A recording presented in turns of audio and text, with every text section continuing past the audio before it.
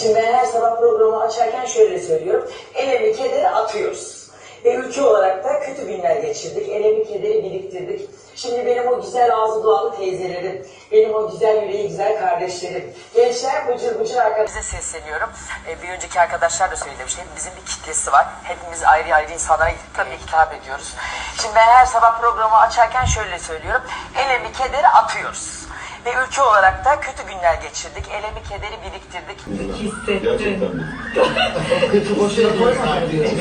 Sizi de dinleyelim lütfen. Şimdi arkadaşlarım hepimiz ev sahibiz ama onlar genellikle evin içindeler. Ben genellikle evin dışındayım. Evet. Ben kovayla, sepetle, süpürgeyle kapı kapı geziyorum. Ben buradan Canım benim. Çok güzel bir sıra. 50 TL'yi nereye harcamıyoruz ki?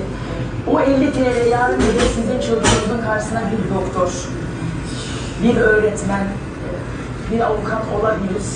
Bunu bir filan gibi düşünün. Yarın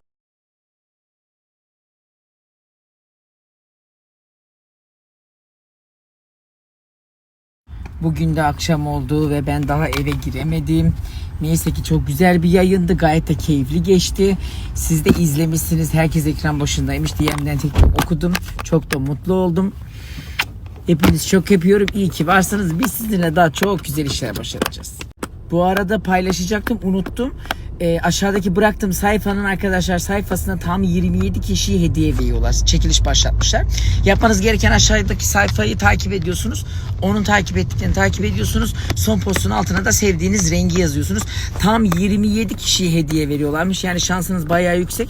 Orada da şansınızı deneyin. Kızlara hediyedir, kaçırmayın.